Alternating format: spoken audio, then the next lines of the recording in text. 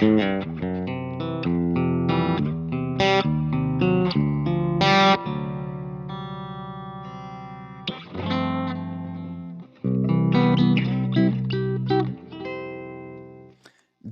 introduction. Welcome to the Guitar Channel. I am super happy to welcome you a new interview. I have on the other side of the Zoom connection the one and only Ariel Posen. Ariel, how are you doing today?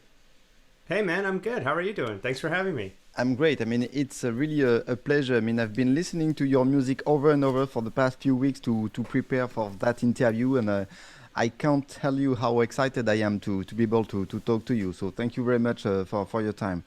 You have to tell me, Ariel, what was your very first guitar? Well, my very first guitar was a piece of shit acoustic. I don't even know the brand. I still have it though. I have nice. It's still got the Green Day sticker, the Rage Against the Machine sticker on it. Right. I couldn't tell you what it is. It's at my parents' place still. But my first, real guitar was my first electric, which was an Ibanez RX series. Okay, cool. And what was the initial inspiration to start to play the guitar? What was your smoke on the water moment, Well, both my parents are musicians, so I grew up traveling with them to their concerts. I would hang out at the studio when they were making records. Like, right when I was born, I was immediately kind of just submerged into all that stuff. Nice. So I just knew that. That's what I knew. That's what I saw, etc. So, I mean, I think subconsciously it became this thing that I didn't realize. It's just like, well, yeah, this is just what I'll do. But that first moment of like, oh, guitar. I started on piano, and then like when I was 8 or 7, maybe, everyone in school started playing guitar. Mm-hmm. And this was the time of Green Day, Nirvana, Soundgarden, Chili Peppers, all those big rock bands that were just like had guitar as the focal point. Yeah. And the Beatles anthology came out too at that time. So that was another huge thing. So all those things combined just kind of made me, I just wanted to play those songs. And so I did. Dove in. Nice. You are from Canada. Where are you from in Canada? I'm right in the middle. Okay. Winnipeg, Manitoba. Oh yeah, Winterpeg then. You know it. Yeah. Have you been there? I'm assuming not, but have you been? No, but Okay. I've lived in Montreal in Canada for 11 years, and I've been to Vancouver, to a couple of places in Canada, but not right in the middle. So, but my wife used to work, and she did some training there, and that she taught me the Winterpeg expression. So I guess it must be pretty cold at the moment where you are, right? I'm actually in Montreal as well right now. Cool. But yes, it's cold here, but it's very cold in Winnipeg. Winnipeg, generally, by the end of December, January, February, we get like just minus 20 to minus 30, consistently. Mm-hmm. It's dry though. So like you bundle up, put on some layers, put on some long johns, good jacket, hat, gloves, scarf, and it's actually okay. Like, it's still really cold out, but you can dress for it. It's not like it's not like a wet cold. Yeah. That's what we have here in Paris, where the temperature rarely goes below, -5. When it is -5, it is really freezing. And I remember the time I spent in Montreal, where it could be -15 outside, but the sun was out, and it was not a big deal to deal with. Yeah. Yeah. And did you move to Montreal for music reason, or no, nothing related to music?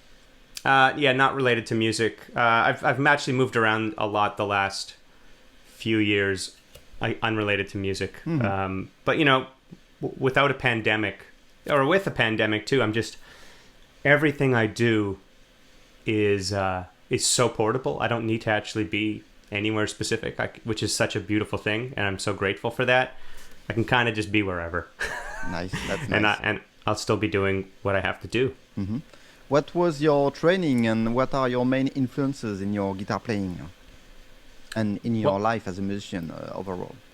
Yeah, my training was fairly basic. I started with guitar lessons, had a couple different teachers, and I cut that off, or I say I cut it off, but myself, my parents, we were just like, I don't think you need lessons anymore.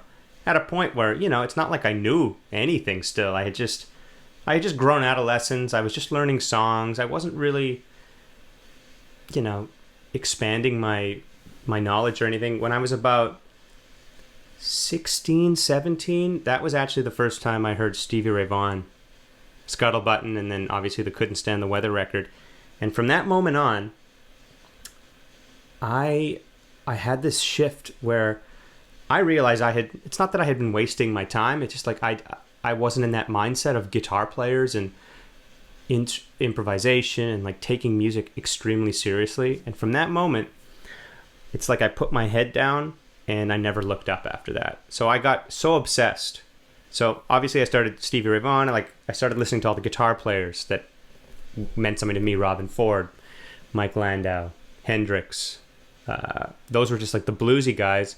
And then it branched out into like, oh, like there's people in the pop world. Oh, there's people in the soul. There's people in the soul world. R&B, folk, country. And then I was like, wait a minute, jazz. Oh my God. And like I started getting into literally everything. Everything. And not just guitar players, piano players, sax players, singers, drummers, everything. I just got really obsessed. And most of the stuff I learned was just on my own. I kind of had the bones down, like the foundation, and I just needed to simply understand where it all starts and how to navigate around it. And from there, when you're so obsessed with something, it doesn't feel like work. Mm-hmm. You just are so driven and motivated by it, and that's the mindset I was in. I was just like full steam ahead, didn't look up. And do you remember the very first guitar part you were able to play? The very first guitar piece you were able to play, and you played over and over, and it was pure joy, to play. And can you play it? Yeah, it was this.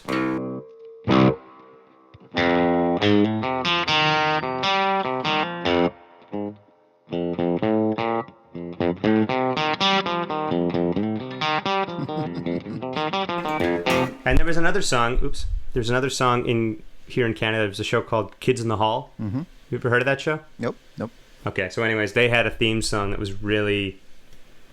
it just had a really cool, like, surfy guitar part. And I learned that. And that was a very... you feel this satisfaction, but you really feel like you've accomplished something at a young age when you learn a part like that and you play it over. And don't get me wrong, there was all the, like... all that kind of stuff too, where it was like, oh my God, sounds like what I listened to on my cassette player, CD player, whatever. And what about the role models you have both in your singing and in your guitar playing?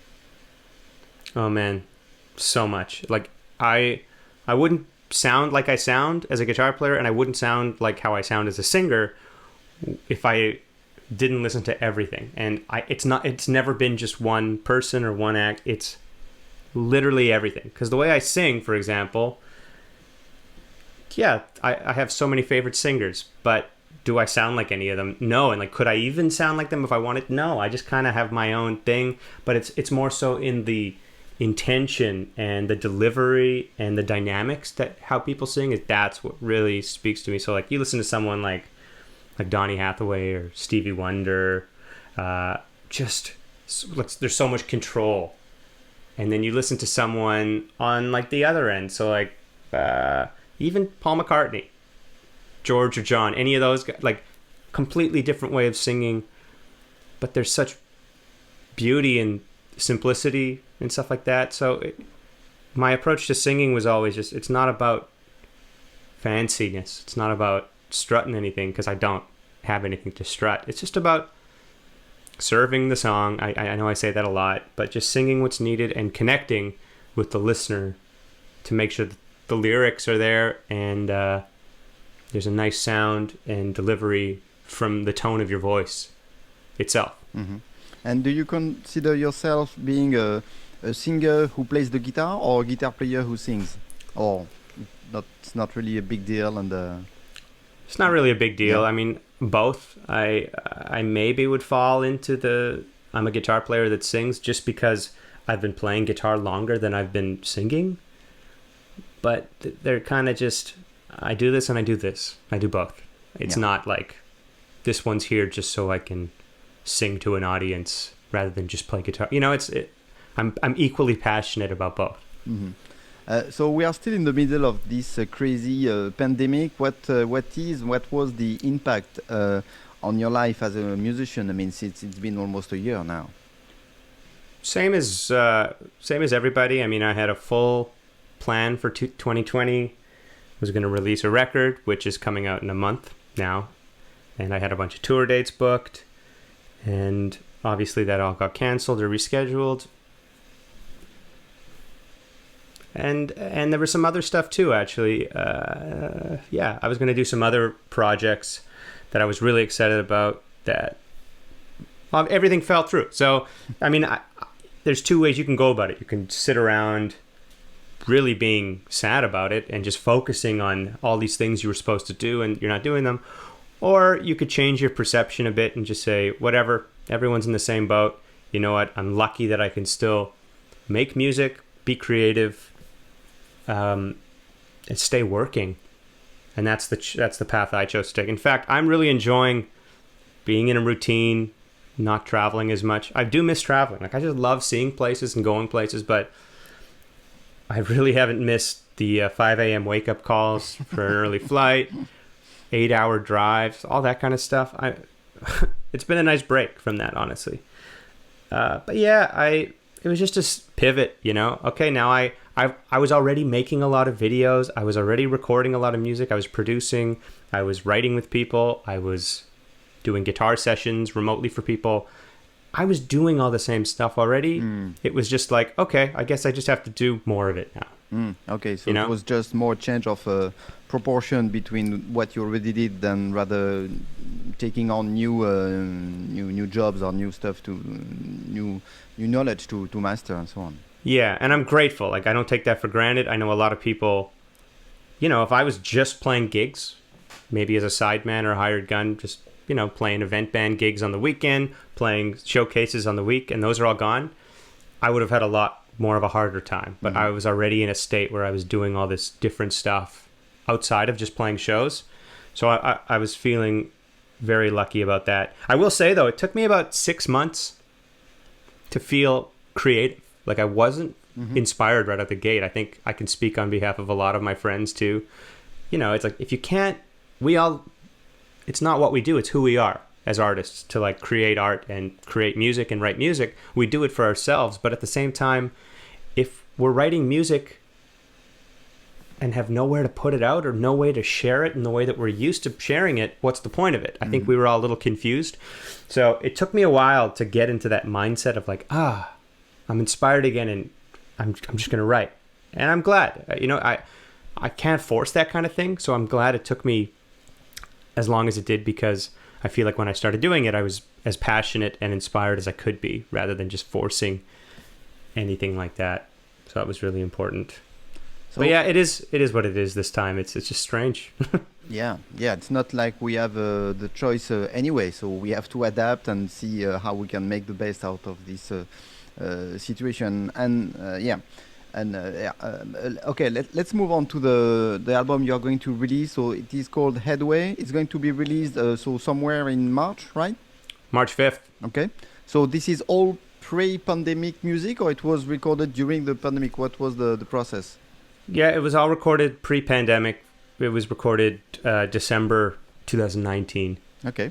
So I got to squeeze in a lot right before everything shut down. We did this record all of December, a little bit into January, and then I was in the States for some work, and there was NAMM and some other sessions and stuff. And then I was able to do a full tour in the UK, like a 3-week tour, and then I did a 2-week tour in Sweden, and then came back, played one more show in Canada, and then poof, everything was done. So I'm very grateful that I got a lot in. But right when the pandemic started, that's when we started mixing. Okay. So like mixing and, pardon me, that whole process was all done in the pandemic. And you know what? It was kind of a perfect time, because either way, the guy, Cian Reardon, I have another friend who's in O'Riordan, so I mixed them up. Cian lives in LA, so we wouldn't have been in the same place anyways for mixing. It would have all been remote. So it was the same as it would have been. It was just we had more time. There was no real rush or deadline, just due to the fact that Everything was in flux. We didn't know what was happening. So that was fine. That was all the same as it would have been with or without a pandemic. What about your composition process? Is it possible for you to pick one of the songs of the album and maybe play us what was the initial idea of the song and how you worked on it until the finished product? Yeah. I'm trying to think of is there a specific song maybe you were curious about? Well, there's the very first song called Heart by Heart. I mean, is great because there is this great melody and great hook in the verse. So that would be one example, but really. Yeah, sure. So that song started with this guitar idea. It was just I was just messing around. Actually, it was a lot of just.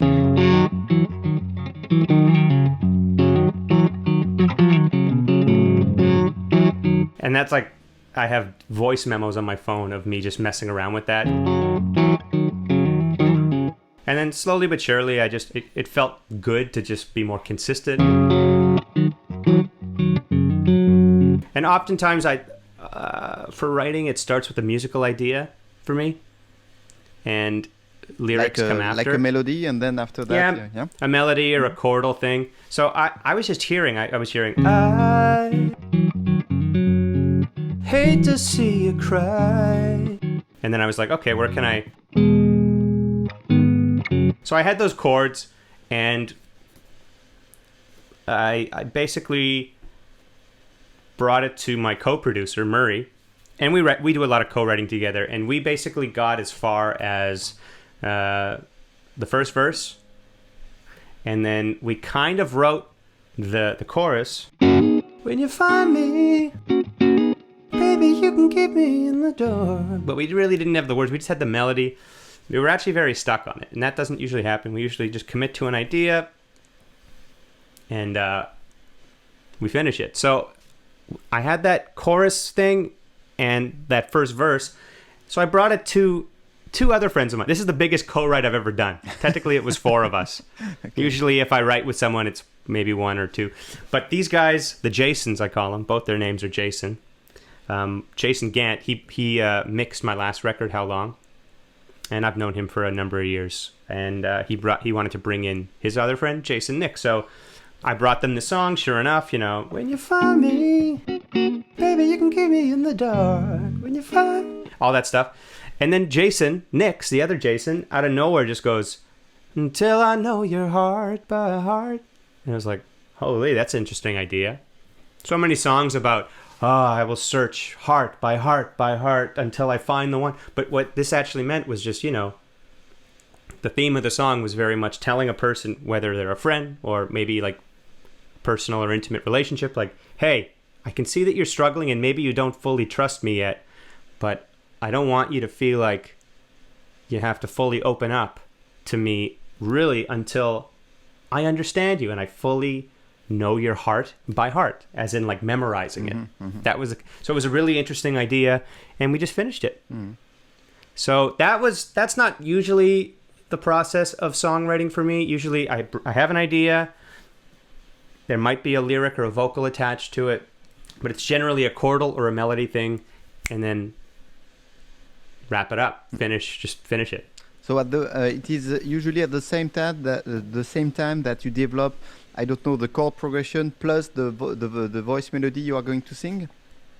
Yeah, I mean, there's always subject to change. Once I have a better, like my brain is more wrapped around the melody and I don't have to think so hard about it, I can focus more on the chords, and it's like, hey, you know what? It might be really nice to throw a passing chord here. Oh, you have 10 songs already with a 2 major to a 4 minor. Maybe do something different. Stuff like that. Then I'll change it.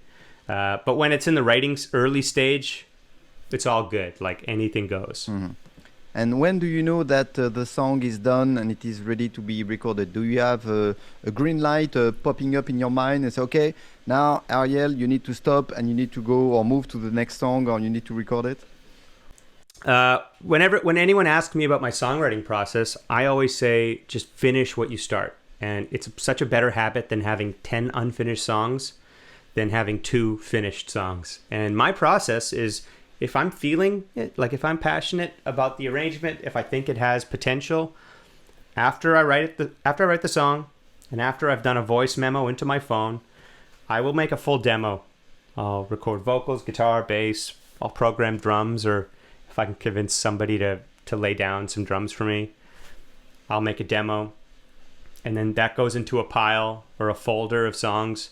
And I try not to listen to them too much, but I have to frequent them quite regularly to see if they still hold up. Mm-hmm. And then as I write more, I add more to it and more to it and more to it. And then, once you have all the songs I want. So for example, for this record, Headway, I wrote 20 songs.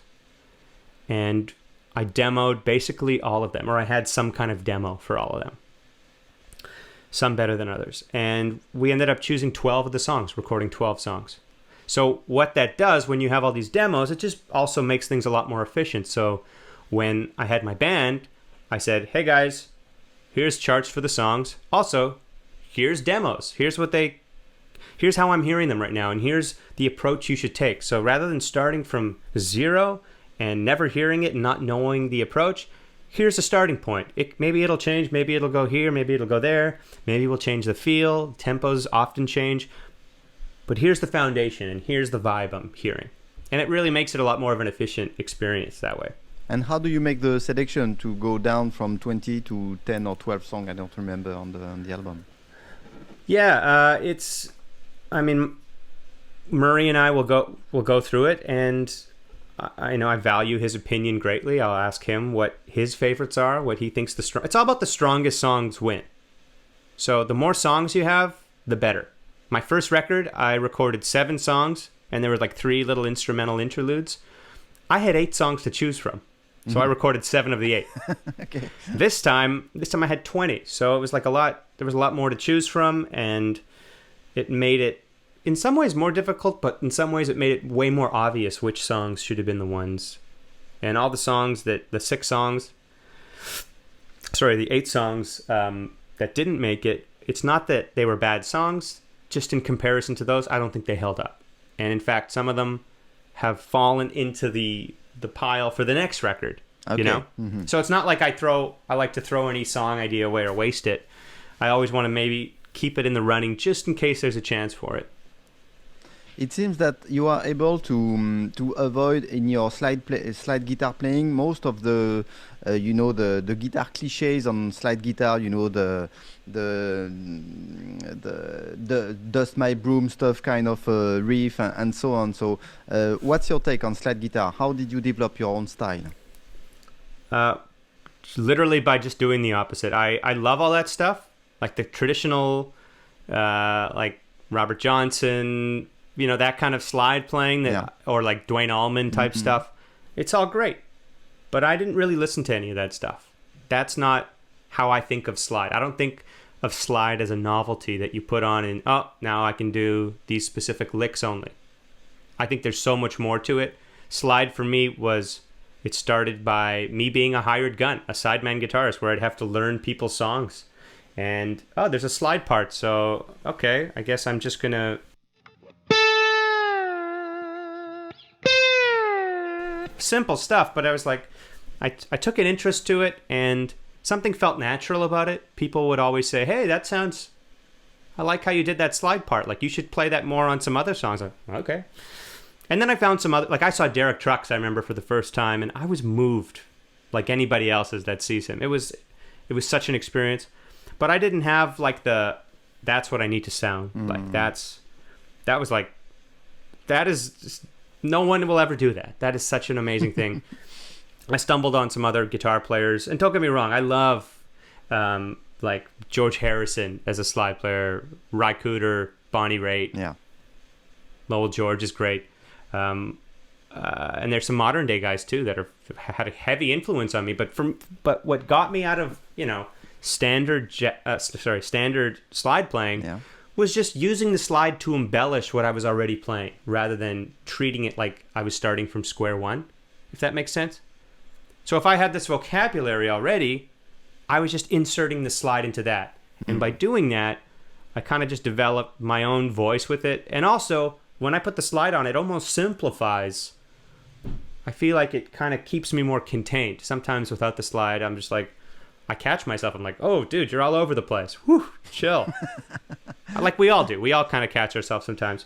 With the slide, it really just reeled it back in. It's like, okay, maybe don't. Okay. Don't play too much, yeah. So stuff like that really played a big part into it. But just again, it was just embellishing what I was already playing, not necessarily using it as a novelty, not a novelty, but like a cliche type of item. And, you know, whatever everyone else is doing with it, I wanted to try to run the other way. This is how it's often played. Let me run this way and try looking at it from a different approach, because we're all doing the same thing. We're all playing the same notes. We're all doing the same thing. How can I just just do a U-turn here or a right turn and like find a different path? Can you give us an example of maybe a classic way to play something in slide and something with more DNA from Ariel Posen? Well, I see a lot of people with slide. First of all, they play in open tuning. That's what I usually do, yes. You know? That kind of stuff. Or... Right. Which is all great stuff. There's nothing wrong with that. Nothing wrong with that. It's just not what spoke to me. It's not what inspired me, you know? I just come from listening to music that is so melodic, and I love melody. So I mean, if I hear a line in my head, you know, I'd want to play.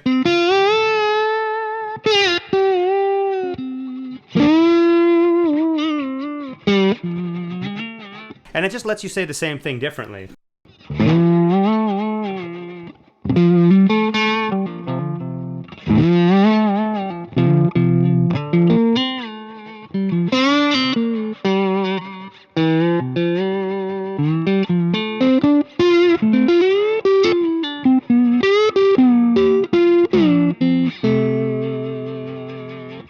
And there's a lot of different, like it serves well for, you know, soft, clean, nice, atmospheric playing, melodic, but also like soaring, step on every pedal you have, make it really loud. Leads, you know, but still it kind of keeps me a bit more restrained. So that's important. And you switch easily or fluently to go from fretted note to the slide guitar playing, and even I think I saw you play behind the slide stuff.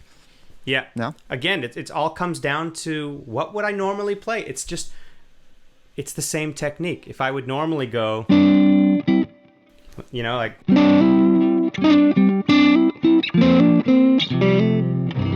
it's just like doing that. I'm going.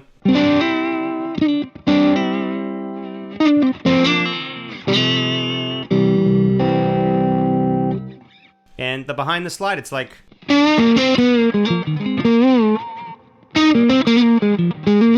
It's so similar to what I would already be playing. It just kind of ties notes together.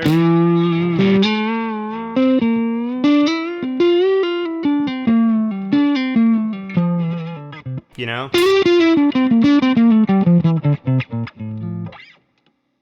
And I don't know. It's just fun. And here at the moment, for example, you are in open tuning or some kind of weird tuning you are using, or top secret tuning?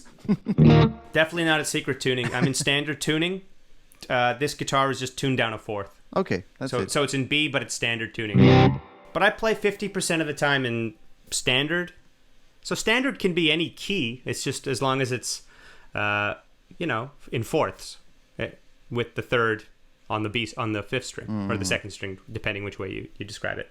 So I spend my time in that, and then I spend the 50% of the other time in open E tuning, but also that could be open D, open C, open C sharp, open D. It's all the same. It's 1-5-1, 3-5-1. That's the formula, the intervals in the tune. So people seem to get. I think a lot of people get caught up with the key, thinking, well, I can play in open D, but I can't play in open C. But it's just the same thing. It's just a matter of transposing and knowing where the keys are. So for me, I started on open E forever. I took an open E guitar to all my gigs, and I would just throw myself in the fire and try to figure out how to do it properly.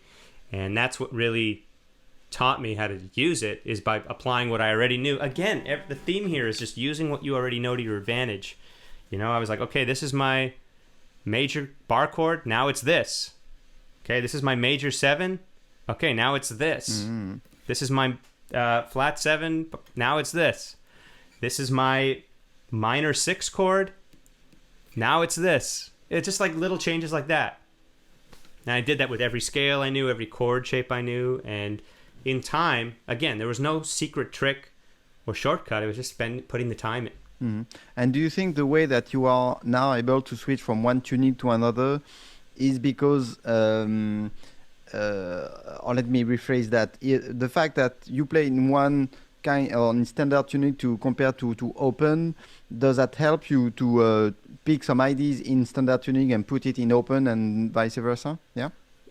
Kind of. Like at the end of the day, if I'm in open or standard, I'm thinking just the notes and music first. So I'm going for the same melodic idea. I'm going for the same chord tones, chord voicing. Just the way that you play it in either tuning comes out differently. So like I find standard tuning to be very guitar-like, you know. And open tuning, it's the same music side of it, but it's more piano-y to me. Specifically like chord shapes and having all these open strings to drone if you're playing chord voicings on the lower strings. It's more like piano voicings, which I love. So one is not better than the other, in my opinion. They are just two different voices. Mm-hmm. So I like to switch between because, yeah, it does inspire different ideas for writing, for creating.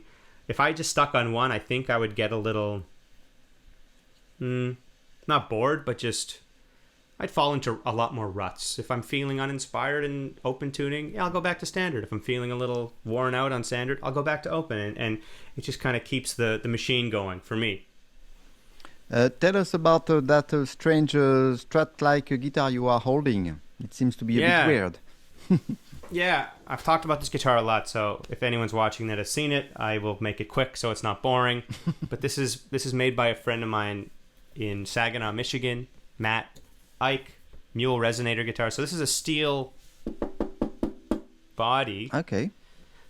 And these are his own pickups he makes. And yeah, he makes resonators. Like that's the main thing he makes. But he does these electric guitars. He was doing a Telly style version of that for a while. And I've always loved Strats. I've always been a big Strat guy. And for the longest time, I was trying to convince him, do a Strat style Mulecaster, and eventually convinced him. So this is the second one. I have the first one. It's in another city at the moment. But this was the backup. I wanted just to get a backup just in case, because I was touring a lot. You never know. And this one, I've just connected with it so much more. So it's kind of been the main one. But yeah, it's just a little different. I don't really notice a change tonally with the steel body anymore. I've never thought like I really need a steel bodied electric in my life. It just through the relationship and being friends with him, I just gave it a chance and wanted to play it, and I've used it so much it's just become a comfort zone guitar for me, and it's just fun and different. And that's it. It's tuned like a baritone, so standard scale length, 25 scale length like a Strat would be. And rather than having a longer scale length, having it shorter or like more standard still makes it sound like guitar, if that makes sense, rather than the longer scale length that makes it sound like a bass, I find on like baritone guitars. So. And what about the electronics? So it is 2 pickups and volume tone, or you have a balance? I don't see it. Yeah, exactly. Okay, volume tone. Below. Okay. 3-way pickup switch. These are his pickups.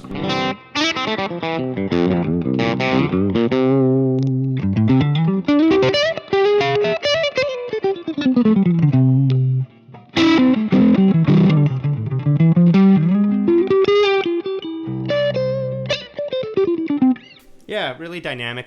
That's volume wide open. I usually turn it down. It cleans up really nice.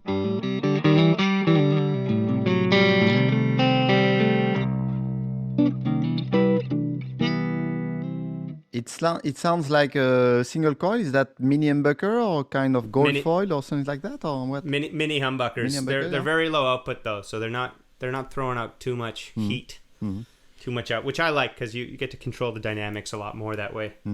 Is that the guitar we hear on Headway a lot? Yeah, that is on there a lot, big time, big time. Yeah. Well, and what's the rest of the recipe to get the great guitar tones we hear on the record?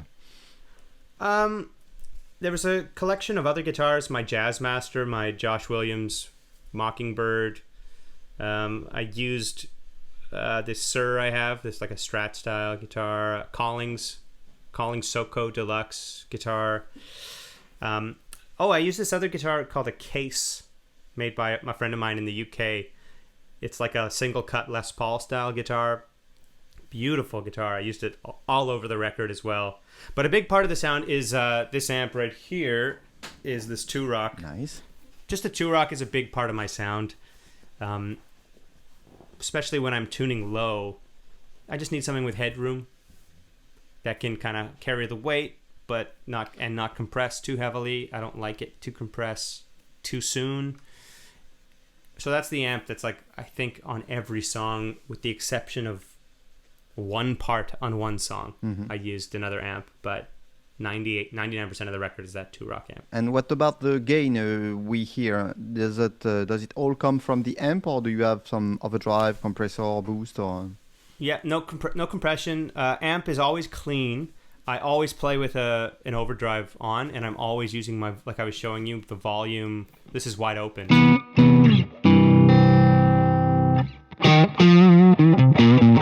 If I turn it down,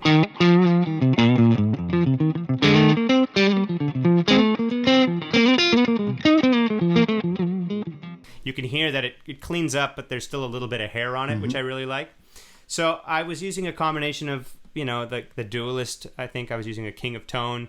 But on the record, and for recording, this is not a commercial, but my signature pedal, the Broadcast AP made by Hudson, is like the most amazing recording pedal for me. For what I do, it kind of gives you that sound of like an amp breaking up, so to speak, but with headroom. So I can run the loud 2-rock, push that on, hit it with the Broadcast, and it's crispy and it's like warm and breaking up, but it's not compressing. And that's a big sound on the record for sure. I watched a couple of live recording of you people can find on the internet, and you have always, at least on the videos I watched, a great sound. So do you have the same kind of rig on stage like what you have in studio? Yeah, pretty much. Yeah. I don't like to play a show without a 2-rock amp, so I mean, I'm fortunate that the guys there are like, they're like family and they're great guys. So like whenever I'm traveling, most of the time I'm flying somewhere, or maybe I'm driving somewhere. If I'm driving somewhere, I can take my own amp, but when I'm flying, I need to use an amp or borrow one or rent one somewhere else, and sometimes it's not as easy to find one. So they're always there to make sure I can have an amp, because it's like an integral part of my sound. So that's huge. But yeah, pedal-wise, it's all the same stuff. I mean, I always will have an overdrive on. I'll always have the Broadcast. I'll always have a fuzz. I'll always have like kind of an octave Cobb style fuzz. Reverb, slap, trem. And what about the sound? Do you have some specific recipe to get your sound to be recorded, or is that the job of the sound engineer? Yeah, I'm not too worried about that. If I can get a good sound raw, then it'll sound great after. It'll sound, if it can sound good right out the gate without any fancy stuff, then there's no reason it shouldn't sound amazing after with all the other stuff. So I leave that to the pros. Okay. Excellent.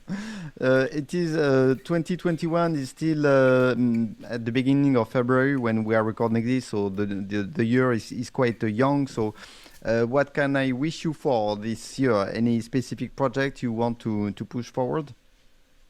Well, I mean, the big focus right now is Headway, which is coming out March 5th. I don't know when this is coming out, but that's been the big focus and will remain the focus. That being said, I have a lot of other stuff in the can that I can't wait to release music and other type of content. Nice. That I'm really excited about. It's like I said, once I got inspired and started working on stuff, I kind of hit the ground running. So there's a lot coming. All right. So 2021, I think there's going to be a lot more music still to come. Excellent. Where people can reach you and follow all your news, and when you will be able to go back on the road, what's the best website, or I don't know, social media to reach you out? Yeah, arielposen.com or at Ariel Posen on Instagram, Facebook, Twitter, YouTube. Come follow me. All right. Those are all the base places, yeah. Do you mind playing a couple of your gorgeous notes to take us out? Sure thing. Thanks for having me, man. My pleasure.